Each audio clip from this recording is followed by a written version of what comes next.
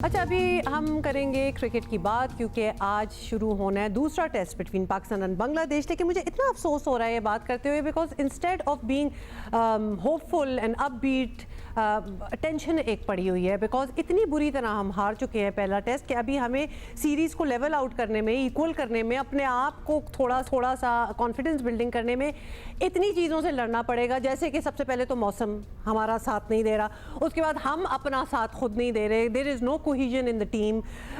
कुछ लोग टीम में आ रहे हैं, शाहीन शाह अफरीदी को टीम से थोड़ी देर के लिए इससे बाहर किया हुआ है। कौन सा सीक्रेट वेपन है वो हमें समझ नहीं आ रही। स्पिनर को डाला गया है, लेकिन स्पिनर अब खेलेंगे नहीं खेलेंगे ये भी कुछ समझ नहीं आ रही। पाकिस्तान और बांग्लादेश के खिलाफ टेस्ट सीरीज़ का दूसरा और आखिरी मैच आज जो है वो शुरू होना तो है, लेकिन अभी बिल्कुल शुरू नहीं हुआ बिकॉज बारिश चल रही है। बांग्लादेश सीरीज़ जीतने की और पाकिस्तान सीरीज़ बराबर करने की सर तोड़ कोशिश करेंगे। और टेस्ट के लिए 12 खिलाड़ियों का ऐलान जो है वो कल कर दिया गया है। आखिरकार शाहीन शाह अफरीदी को ड्रॉप कर दिया गया है, स्पिनर इब्रार हुसैन को स्क्वाड में शामिल किया गया है, जो कि बहुत देर से ये बात हो रही थी। खिलाएंगे नहीं खिलाएंगे ये फैसला है वो हो जाएगा। 9:30 बजे टॉस होना था, लेकिन of course it's still raining over there, तो टॉस अभी नहीं हुआ। लेकिन हमारे साथ हैं जलालुद्दीन साहब, टेस्ट क्रिकेटर हैं, हमारे शो का हिस्सा भी पहले बन चुके हैं, उनसे बात करते हैं इतनी देर में। जलालुद्दीन साहब, thank you so much for taking out the time for us. First of all, हम इस नहज पे कैसे पहुंच गए कि यहाँ हमें अभी लाले पड़े हुए हैं कि हम सीरीज़ को बराबर ही कर दें बांग्लादेश के खिलाफ। Now I don't mean to say कि बांग्लादेश यू नो कि अच्छी टीम नहीं है, वो तो उन्होंने करके दिखा दिया कि वो ठीक ठाक टीम है। लेकिन अगर ऑस्ट्रेलिया और इंग्लैंड और ऐसी टीमें होती और हम ना कर पा रहे होते तो फिर भी थोड़ी सी बात बनती। लेकिन अभी तो समझ ही नहीं आ रही कि हुआ क्या है। जी उमा साहबा, शुक्रिया आपका एक तो अपने शो में इनवाइट करने का। दूसरे मैं ये कहूँगा, जो आपने भी यही बात कही कि ये हुआ क्या है और हम ये कोई भी एक्सपेक्ट नहीं कर रहा था। और ये सिलसिला आज से तो शुरू नहीं हुआ, आपने अभी देखा, पेश वर्ल्ड कप में भी देखा, 50 ओवर वाले में भी, T20 में भी देखा हम किस किस से हारते रहे। तो ये इंडिकेशन तो आनी शुरू हो गई थी काफी अर्से से, और इसका एक बैकग्राउंड है, वो किसी बार इन डिटेल में बात होगी तो मैं बताऊंगा कि क्यों ऐसा हुआ है। फिलहाल ये था कि एटलीस्ट बांग्लादेश जैसी टीम से हमें टेस्ट हारना, ये वाकई एक बहुत ही तशवीशनाक बात थी। और उसमें जाहिर है कि बांग्लादेश को तो क्रेडिट हर हाल में जाएगा, मगर जो हम गलतियां करते रहे, जो कि सिलेक्शन से लेके और बैटिंग बॉलिंग हर जगह हमारी वो स्टैंडर्ड नजर नहीं आया जो एटलीस्ट बांग्लादेश के अगेंस्ट नजर आना चाहिए था।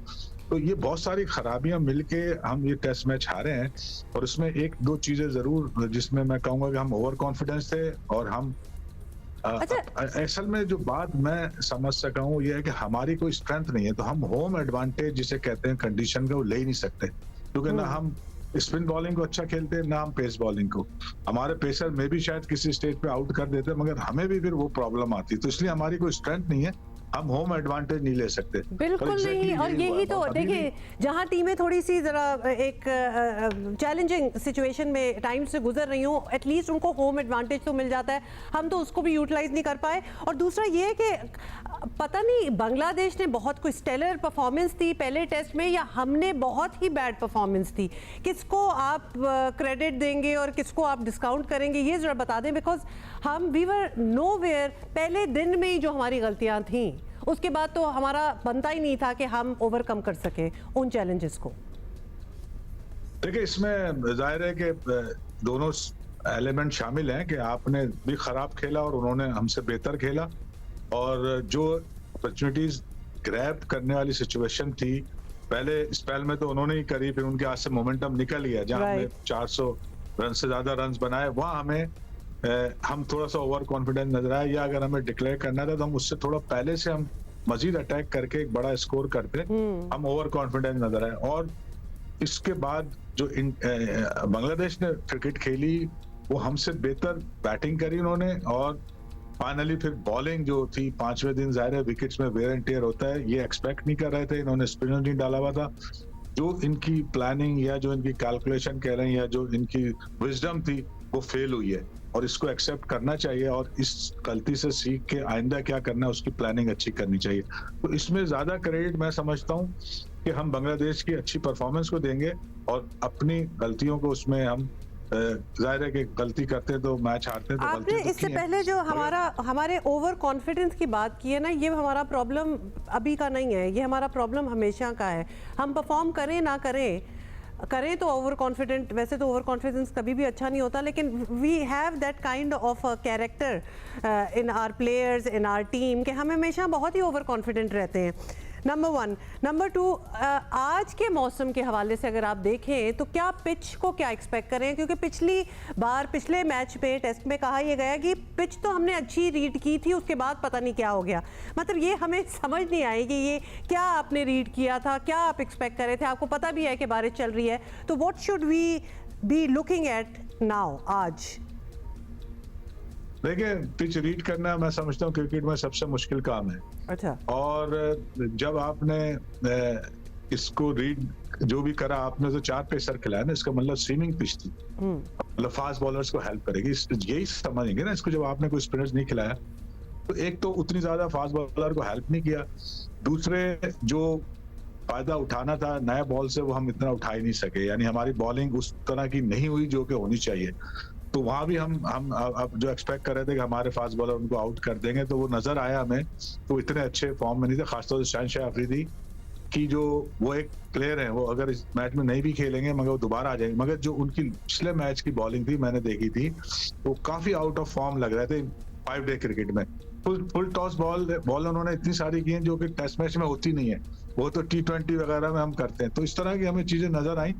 तो जो भी हमने किया वो हमारी अपनी मिसकैलकुलेशन थी। सॉरी जलाल साहब, मैं जरा आपको कट कर रही हूँ, टाइम हमारे पास कम है, लेकिन एक चीज मैं आपसे जरूर पूछूं, क्योंकि आप खुद फास्ट बॉलर रहे हैं, आप बताएं हमारे फास्ट बॉलर्स को क्या हुआ है? एक तो उनकी पेस उतनी रही नहीं है, लाइन ऑन लेंथ की भी कोई अडेरेंस नहीं हो रही।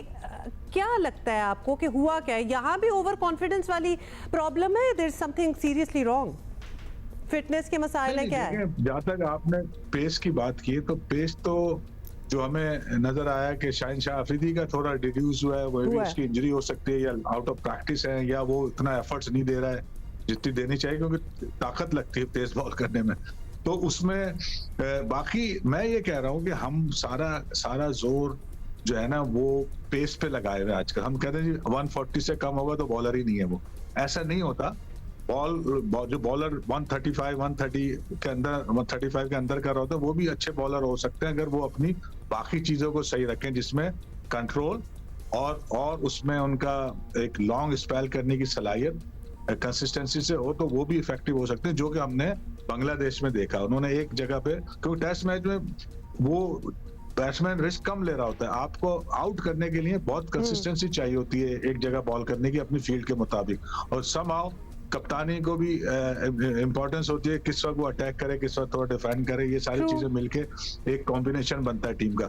तो मैं ये कहूंगा खाली पेस पे हम रिलाय नहीं करें, हमें और चीजें भी देखनी है कि किस तरह हम अपनी बॉलिंग को मूवमेंट के हवाले से, कंट्रोल के हवाले से बेहतर कर सकते हैं, वो भी इफेक्टिवनेस होती है, क्योंकि खाली 140 के बाद जलाल साहब, so basically we do have a lot of problems, और आपने बड़ी अच्छी तरह समझा दिया कि पेस के अलावा भी और बड़ी चीज़ें होती हैं। मतलब अगर हम देखें तो हमारी तो ना सीम है, ना स्विंग है, ना रिवर्स है, हमारे इश्यूज कंपाउंड कर गए हैं। But that is all the time we have. Jalal sahab, thank you for being with us.